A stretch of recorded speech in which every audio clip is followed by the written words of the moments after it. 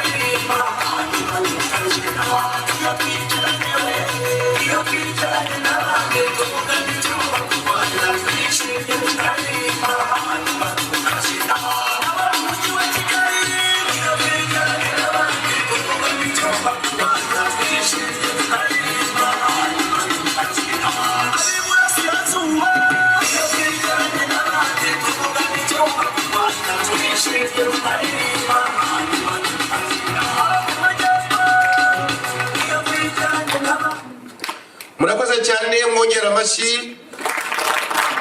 Tukaba rero duhaye ikaze abayobozi bacu, murakoze cyane mwese hamwe. Rero turabasaba kuzamura ibirahuri kugira ngo mwakire ambasaderi, kandi mwese mukomeze muryoherwe cyane.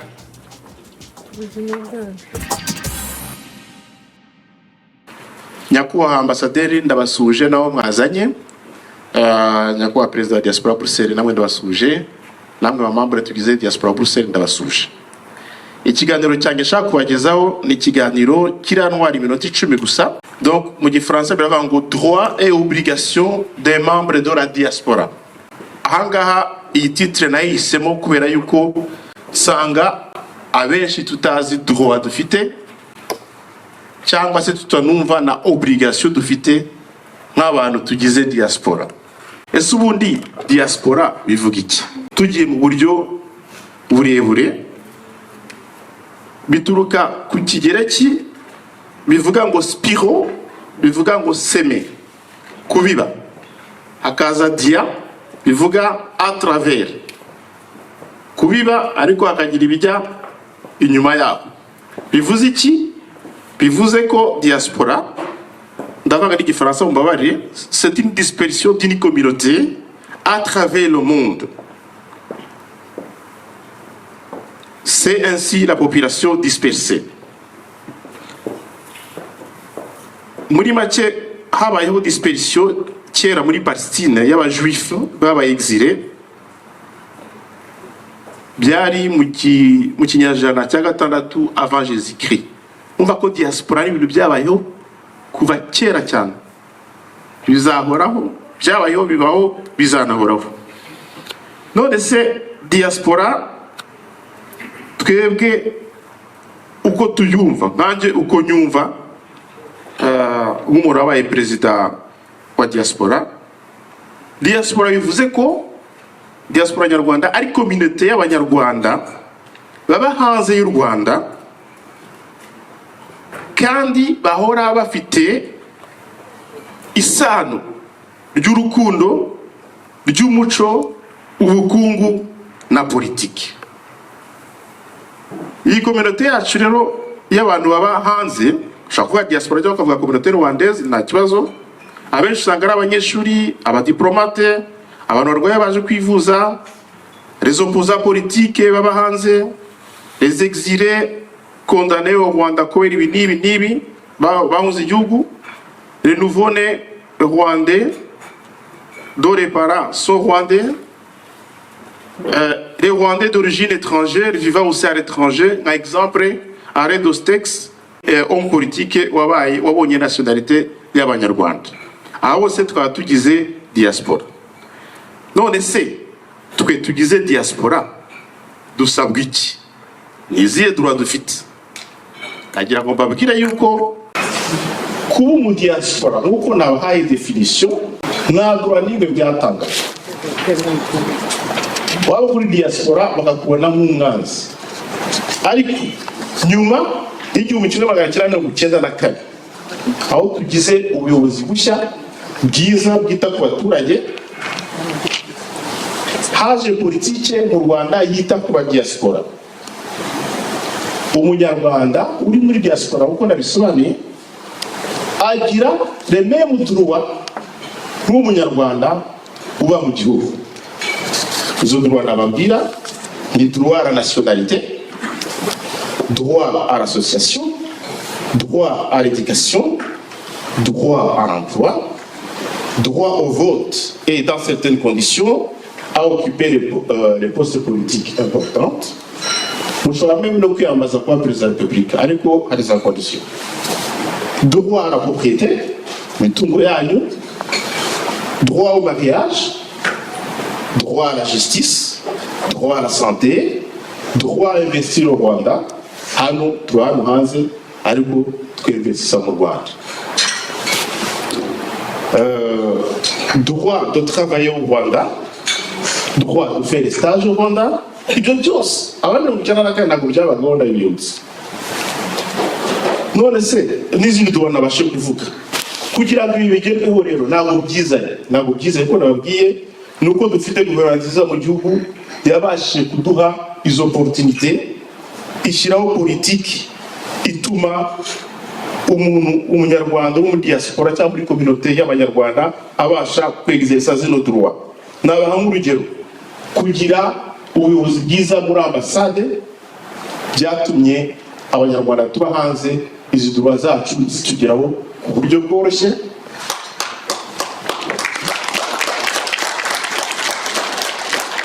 Hari programme yitwa Kamensi, nge ubwanjye nanagiyemo muri 2010 ishyira muri 2011, yari yo kugira ngo dutinyure abanyarwanda basura igihugu bajye kureba ko izo droit zabo zihari. Iyo politike yatanze umusaruro mwinshi cyane.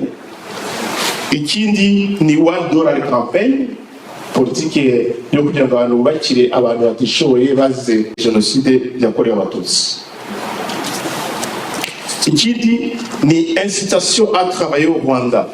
Mu Rwanda bagerageza gucrea conditions zose zishoboka kugira ngo umuntu mu diaspora ajye gukora mu Rwanda.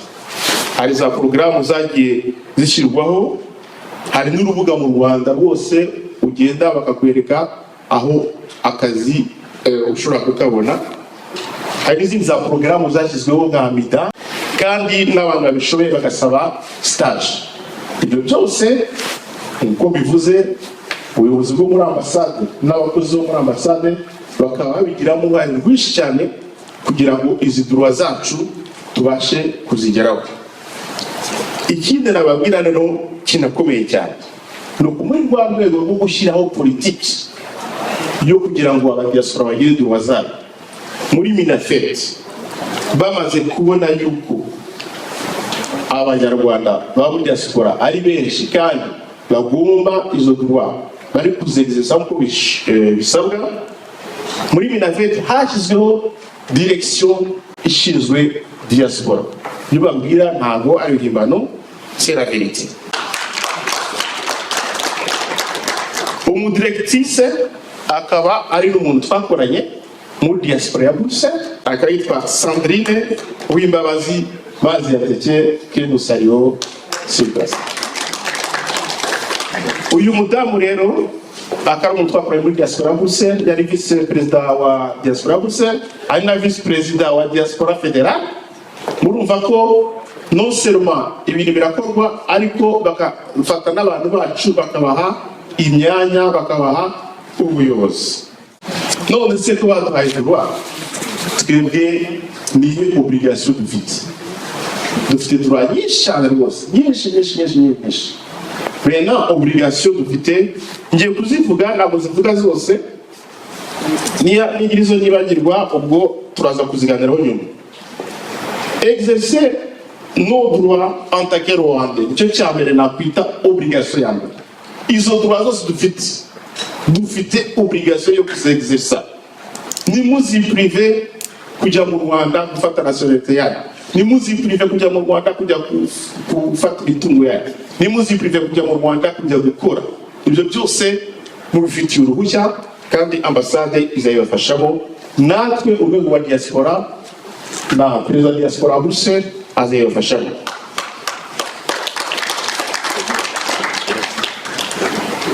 Gushyigikira gahunda za politike y'u Rwanda, ibi bintu vraiment ndabibasabye. Twavuze ko mu diaspora ari umunyarwanda wa muri comité y'abanyarwanda hanze ufitanye isano z'urukundo, za ekonomi, za culture na politiki. Donc ni ukuvuga ko rero politiki ibera mu Rwanda ntugomba kuvuga ngo ngewe ntabwo nyizi, aho ugakora icyo ukora akaba ari iyo kwirwanya gusa. Twegere tugusobanurire politiki yo mu Rwanda, niraba ngombwa twe twagusabira ujye mu Rwanda ujye kureba ibihakorerwa, tugushakire Kamensi nawe ugende ujye kureba ibikorerwa mu Rwanda. Hari gahunda za politiki z'u Rwanda nka ndi umunyarwanda. Ndi umunyarwanda ni politiki nziza cyane, wenda ntabwo abantu babyibuka, nagira abantu bakeneye ikibazo bagiye cyatoza kubivuga ndi umunyarwanda kugira ngo wumve ko umunyarwanda uwo mu diaspora ko umunyarwanda dufite hano dufite ama nationalité belge nayo nationalité belge ariko nabanje kuba umunyarwanda avayo kuba umubirigi nubwo ndi umubirigi ariko banyibutsa ko ndi umunyarwanda. Ikindi dufite mutuelle de santé, ikindi dufite ubumwe na sécurité y'igihugu. Niba na visit Rwanda tujye twita gukora ubukerarugendo mu gihugu cyacu cy'u Rwanda. Ikindi mbona tugomba gushyiramo ingufu ni ukuba membre actif de la communauté rwandaise de Belgique. Kuvuga kuba membre actif rero ntabwo avuga ngo ibintu bireba comité gusa ngo njyewe nzajya ndeka abandi bakora. No, kuvunisha abandi ntabwo ari umuco mwiza. Tugomba gushyikirana tugaterana inkunga. Ikindi kugira ngo ube membre actif muri comité y'Abanyarwanda hano muri Belgique, en l'occurrence Bruxelles, tugomba kubaha amategeko agenga DRB-RUGARI kuko arahari na règlement de l'ordre intérieur. Tugomba kubaha abayobozi ba DRB-RUGARI. Ugomba kubaha umuyobozi. Niba utanamukunda ugomba kumubahera ko ari umuyobozi. Yesi nakora amakosa ibyo zabiryozwa. Ariko ntugomba kuvuga ngo kubera ko Alphonse yabaye president cyangwa se André yabaye president ngo kubera ko namukunda ngo ntabwo azajya mu nama cyangwa bitabira ibikorwa. Icyo gihe niho uzaba uri guta droit zawe, uri no kwigira, urimo kwigunga. Ikindi tugomba gushyiramo ingufu ni ukubahiriza inama no kugerera igihe mu nama. Gukererwa ni umuco mubi cyane. Tugomba gutanga umusanzu kandi tukawutanga tubishyizemo ingufu kuko nta kintu na kimwe tuzageraho tutivanyemo amafaranga. Tugomba kwigira. Bahanga mwabonye ko twivanyemo amafaranga yo tubashe kugera kuri kino gikorwa. Ikindi nashaka kuvuga kiri important nuko kubahiriza inama kubahiriza inama no kwagira igihe bizatubera ikigereranyo cy'uburyo diaspora yacu ikora neza mu minsi izaza. Gutanga umusanzu nabyo bizatubera ikigereranyo cy'uburyo Abanyarwanda biyumva muri diaspora yacu ya Bruxelles. Ikindi tugomba gufashanya hagati yacu parce gufatanya ari umuco w'Abanyarwanda. Mumbabarire ndangiza nongere nsubiremo définition ya diaspora. Nongeye kurangiriza. Diaspora, son mot désigne la communauté rwandaise vivant en dehors du Rwanda, donc vivant à l'étranger, et qui entretient les liens affectifs, culturels, économiques et politiques avec le Rwanda. Murakoze. Nyakubahwa Ambasaderi nabo mwaze bo mukorana inshuti bavandimwe bo muri diaspora ya Bruxelles n'abashyitsi bo muri diaspora nyarwanda zavuye hanze ya Bruxelles, ndabasuje kandi mbahaye ikaze i Bruxelles.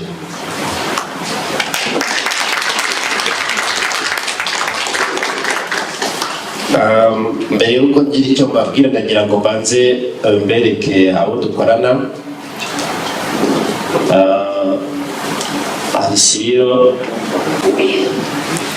Vice President Chantal Dieudonné Rugambwa na Ishimwe ushinzwe urubyiruko. Hari Muhire udahari uri Kigali utambetse, nitwe hari na Asumuta uri mu kazi. Asumuta ari hakurya hariya nawe ni sekreteri wacu buriya afite ibyangombwa ari gukurikirana. Nagira ngo nsuhuze by'umwihariko abashyitsi baje kudutera inkunga bavuye muri diaspora zacu zo mu zindi ntara. Ndumva nabonye perezida wa diaspora wa Reven na invité nabonye ikipe ya Liège, hari abandi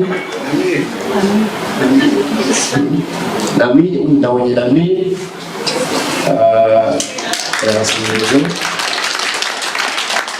okay, murakoze. Duteraniye hano rero uyu mugoroba mu rwego rwo gusuhuza aba diaspora bacu ba Bruxelles. Nk'uko mubizi ni manda baduhaye mu minsi ishize, byari mu rwego rwo guhura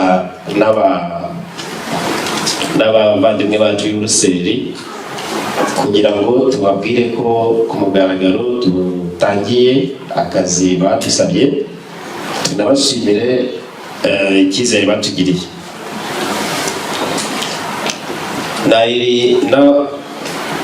Nateguye definition ya diaspora, ariko Mabenga nasanze nawe yayirasheho arayibasobanurira bihagije, ku buryo ntabwo nigarukaho rwose, kubera ko igisobanuro yatanze nicyo nagira nateguye. Dispersion d'une partie de la population, nibyo biduhurije aha, nibyo byatubayeho mu buryo butandukanye muri buri wese ku mpamvu ye. Twaje kwirotuva turi hanze y'igihugu, bivuze ko dukoze diaspora kuko turi hanze y'igihugu. Ariko hari akantu bongeraho kuri definition y'iyo diaspora. Hari aho bavuga ngo pour continuer ou constituer une diaspora, les communautés d'expatriés doivent cependant conserver les attaches avec le pays d'origine ou des pratiques ou des habitudes propres au pays. Ni muri iyo cadre, kubera ko tuba turi diaspora iri inyanyagiye hirya no hino, hatekerezwa uburyo yakwishyira hamwe kugira ngo ishobore kongera kubaho mu muco no mu mibereho y'igihugu cyabo baturukamo, no kongera kugira relation n'igihugu nubwo baba bari kure y'igihugu cyabo, ariko bakagira uburyo babana n'icyo gihugu cyabo. Nibyo rero twebwe twashatse gukora uyu mugoroba, kugira ngo duhure, tumenyane, dusubire muri bwa buzima bw'umuco wacu, twibuke igihugu cyacu, twibuke aho dukomoka, twibuke imibereho yaho, turebe niba kuba hanze bitaba hari icyo bitwangizaho cyangwa hari ibyo bidupriva mu byo twagombye kugira mu gihugu dukomokamo. Ndumva hari uwabisobanuyeho nabyo. Diaspora ya Bruxelles rero irimo abantu benshi batandukanye, ariko bafite ikintu kimwe bahuriyeho, ari nacyo gituma turi hano, ari nacyo dushaka kubakiraho. Aho baba baturutse hose, impamvu yaba yose yatumye bagera hano cyangwa baba hanze y'igihugu, uko byagenda kose bahuriye ku kintu kimwe, ni Abanyarwanda. Ubwo turi aha twese dufite ibindi byinshi bidutandukanyije cyangwa bimwe na bimwe duhuriyeho, ariko hari kimwe twese uko bigenda kose duhurijeho, ni uko turi Abanyarwanda. Nicyo turi bugumane, nicyo tuzubakiraho diaspora ya Bruxelles na diaspora mu Bubiligi en general. Ni nacyo nshaka ko tuzashyira imbere mu byo duteganya gukora byose.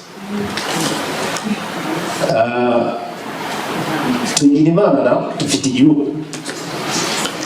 Hari diaspora zirotuva hanze y'igihugu, ariko zikazajya kubona zigasanga zigifite uburenganzira ku gihugu zikomokamo. zikaba zashaka gusubira mu gihugu zikomokamo bikagorana cyangwa bikananga. Twebwe tugira Imana ko ubutegetsi dufite mu gihugu butatubuza nako bunaduhamagarira rwose ko dusubira mu gihugu cyacu kuhagira ubuzima naho, kuhasubira ushobora kuhasubira kuhatura cyangwa kuhasubira kuhagirira ubuzima, ariko ugashobora no kuba utuye n'ahantu ushaka ariko ufite uburenganzira busesuye ku gihugu cyawe. Hari abataragize izo chance bagombye kubirwanirira kugira ngo bibeho. Imana n'abafasha birakunda, ariko iryo somo ryatumye bo batatuma hari umuntu ukenera kurwanirira kubona uburenganzira ku gihugu cye.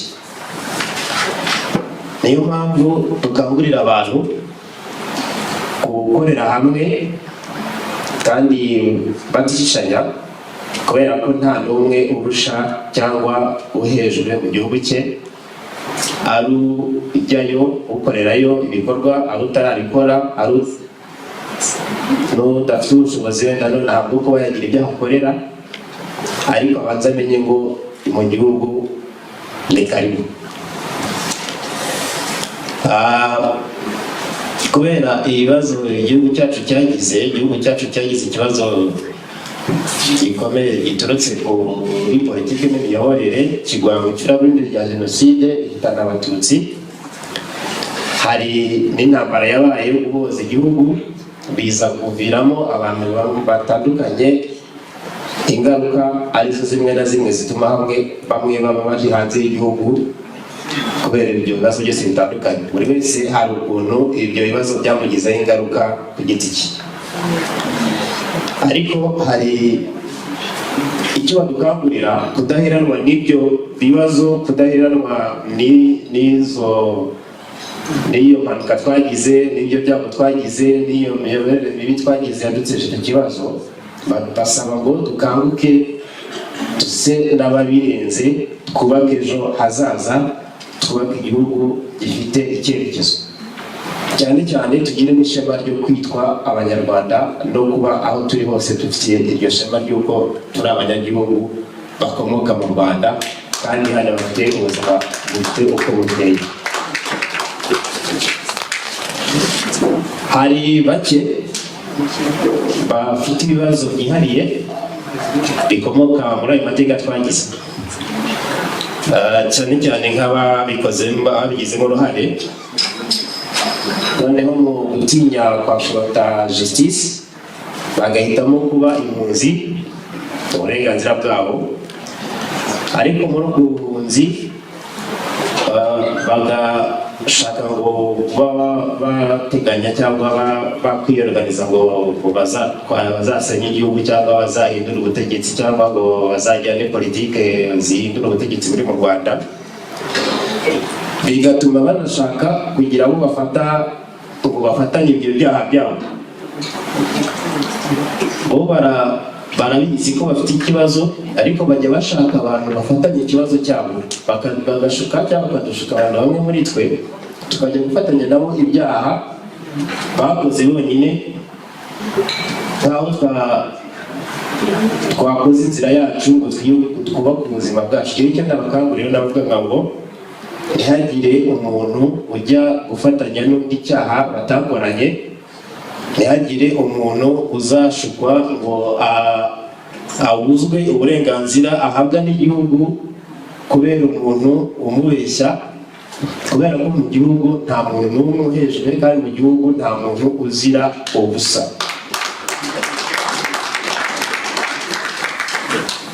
Ntabwo ninda cyane diaspora yacu yiyemeje kuzubaka ubwo bumwe bushingiye kuri uko kudaheranwa n'ibyo bibazo twavuyemo, noneho tukagerageza gufasha ahubwo ababa badafite amakuru asobanutse ku buzima bwabo cyangwa ku mateka yabo, kuko hari abantu ngo baba bafite ikibazo cy'uko baba batazi. Bibizi yatubwiye ati se ngiye mu Rwanda banyakira gute? Abafite dute baza se buriya koko ngiye mu Rwanda banyakira nk'umunyarwanda nta kibazo, bose amarembo arafunguye kandi ugiye wese iyo agarutse azababwira ko bamwakiriye nk'umwami. Ntabwo ntinda rero mu magambo, nzi ko ambasaderi abizi kundusha, nibaza ko ari uri bubasobanurire ku buryo buhagije. N'abataje tuzabasangiza ibyo twavuze kandi bazabikunda. Nagira ngo ndeke ambasaderi aba ari we ubabwira neza ayo makuru nashakaga kubaha. Murakoze.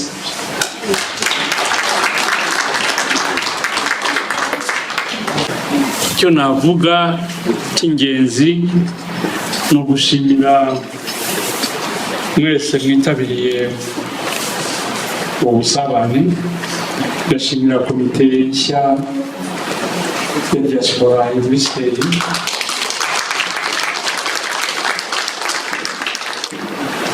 Nabonye ibintu byinshi mwabiciyemo kandi bireba ubuzima bwacu, ari investment, entrepreneuria, ari politique, ariko aho ngaho nabonye hano ubu barangije bavuga ngo nta yindi parti ziremewe zizakora uko zishaka. Icy'ingenzi wenda ahantu hatajya basobanukirwa uko u Rwanda rugeza ahantu bumva yuko atari ngombwa yo kuza guhindura buri teka ubuyobozi bwo n'izindi za parti ziravuga ati ese ko gahunda FPR ifite twese tuyifite kandi bakaba bayishyira mu bikorwa neza, ni izihe mpamvu twahindura? Umukoci mwiza muramuhindura kandi yarababetse. Mumfashe tumushimire cyane nyakubahwa perezida wa repubulika yatugurije ko ibintu byose tubona byiza kandi kuba abanyarwanda bose atari n'ivangura.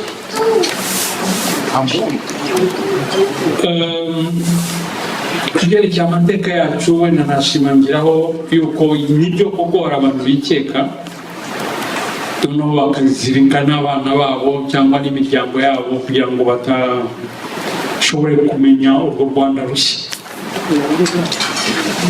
Ntabwo ari byiza rero, u Rwanda rurafunguye.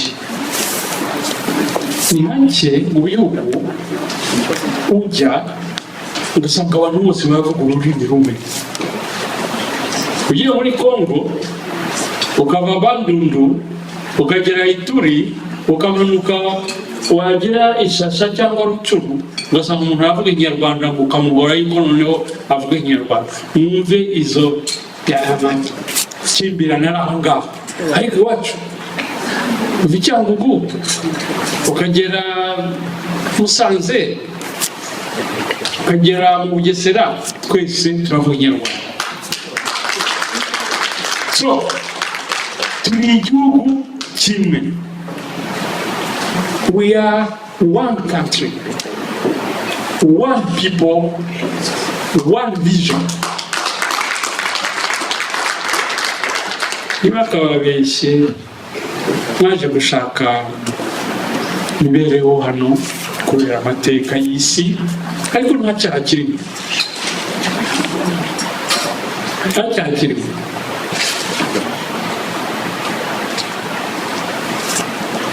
Twayibuze neza mu definisa diaspora. Iyo tutagira amateka nk'ayo twaciyemo, ntabwo wenda umuntu yashidikanya cyangwa no kubyumva neza. Ariko kubera ko twaciyemo ari amateka mabi, hari ubwikekwa. Ariko guverinoma yacu ishyizemo imbaraga kugira ngo ubumwe bw'Abanyarwanda bugaruke. Ntabwo turabigezaho 100%, ariko duguzaho umunsi ku wundi. Mbonye ukuntu mwaganiriye jewe nishimye. Hari ubumwe n'ubwiyunge bw'Igisaga. N'abatashoboye kuza ntitujye kuvuga ngo ntibashaka ubumwe n'ubwiyunge. Bashobora kuba bafite izindi mpamvu zabiteye. Mu gihe umuntu atarisobanura ntukajya umukiraho icyaka ngo uriya ni umuntu ni opoza n'iki. Barahari abapoza turabazi, ariko abapoza si n'abapoza ni babandi bakorera amatsi ibihugu. Yuda yagambaniye Yesu, abo ngabo bagambanira igihugu. Ntabwo ari byiza kugambanira igihugu, kandi Yesu yarazutse, u Rwanda rwarazutse. Igihugu cyanyu barakijujubije, baragikandagira, barakirasa, barakiroga, ntacyo batagikorera, ariko uyu munsi kirahagaze. Aho ushobora kwimagina hose u Rwanda rurahari, rurubaswe, rurizewe. Iyo rutizerwa, hariya amagambo y'abanyekongo birirwa basakuza hirya no hino, ntabwo tuba tugihumeka. Kandi simbabeshya, utarabyumva nk'uko bariya babivuga diaspora, mugende mwirebera. U Rwanda ntabwo rwavutse muri 60, ntabwo rwavutse no muri 94. Dufite plus de 10 siècles d'existence. Ushobora gukompara uburyo bw'umuco n'ireme ry'u Rwanda n'umuco w'Abashinwa n'umuco w'Abajapone. Ni ikintu ushobora kuvuga ngo uragenda ukate ibyatsi ngo ntabwo byongera kumera, biranga. Aba bana tuzajya tubabwira iki?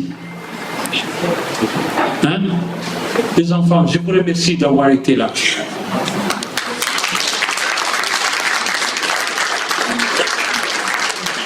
C'est la jeunesse, elle est pure,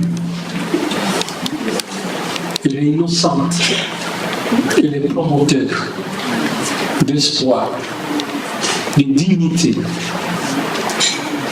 C'est vous, le Rwanda de demain. Et je demande à l'assistance aux parents, please, murabakunda, niba mukunda abana, mubareke bakure neza, bakure bazi u Rwanda. Bazababwira ngo ka Rwanda ni gatoya, 26 000 km², donc vous les êtes insignifiants. Urinde wabivuzira Imana ukanabyemera ngo nta zahabu, nta oro, nta what? Bajye mu Rwanda barebe ukuntu abantu babayeho, mbere yo kuza kuvuga ngo minere. Ese uko uyifite yose yakumariye iki? Ko wenda uravuga ngo gace baragutwaye, ibindi bisigaye wabikorera. Non, soyez fiers de ce que vous êtes. Et mwubake izina, mwubake histoire. Histoire irubatse, ariko revisiter l'histoire, muzasanga buri teka u Rwanda aho bashatse kubita hasi ruranga rukahaguruka rukerengana icyo. Kandi u Rwanda ni mwebwe, ntabwo ari kureba amazuru n'iki. No, ntabwo ari ibyo. Umutima wa Kinyarwanda, umuco wa Kinyarwanda nibyo bituranga. Ibindi birangaha uzajya muri za IDC, bakubwira ko uzafata pouvoir, ukiza twagira mu bari baramubwiye ngo uzafata pouvoir azaba president, agiye gusaza kiranga. Ariko u Rwanda ruramwakiriye, naze yitahira saze neza.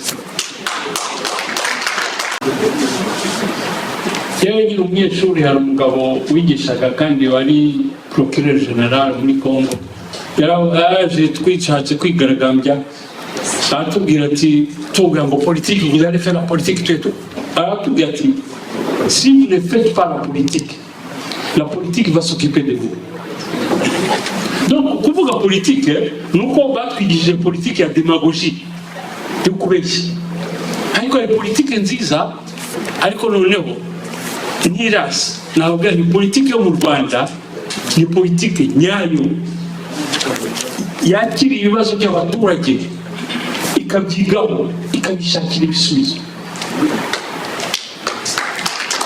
Byose politiki hari ibintu tumaze kugeraho byinshi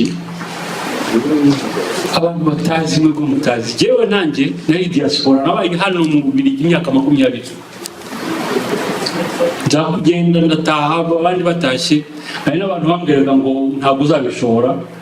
Ndavuga nti nzarya ibyo abandi bafite, niba barya ibishyimbo zarya ibishyimbo, igihe igihugu kizazamukira nanjye nzakizamukira. Ntugatinye, icya mbere cyo mugomba gukunda igihugu cyanyu, mukakundana. Ibyo ni evanjiri, ntabwo ari n'u Rwanda rubivuga, mugakundana. Kuko urukundo niyo arme fatale. Umuntu azakubwira ngo ndakwanga, ukabusha neza, ukamwereka ko umuntu umukunze umwubashye, agezaho akibaza ibyo arimo. Kavuga ati ibintu ndimo ntabwo ari ibintu bisobanutse. So igihugu uko gihagaze ubu ngubu mu ngeri zose, ibintu byose birapanze. Dufite twagize vision 2020, vision 2030, gahunda irahari, ariko hari igihe tutayigeraho nk'uko twabiteguye. Ariko kuba tugendera kuri gahunda, ugenda ubona ibintu bihinduka. Yewe nagize amahirwe, ndi umwarimu by background, ndi professeur de chimie. Kujya muri politike narigiyemo kuko twese twagomba gutanga umusanzu wacu. Nangirira ku mudugudu, njya ku kagari, ubwo nigisha muri universite, njya ku murenge, ntorerwa noneho kuba perezida w'inama njyanama mu mujyi wa Kigali. Abaturage ariko niba hari ikintu cyanshimishije mu buzima bwanjye, ni ugukorera abaturage. Ibintu byo kwiruka ku mafaranga ni byiza, ariko mugomba guha sansi ubuzima bwanyu.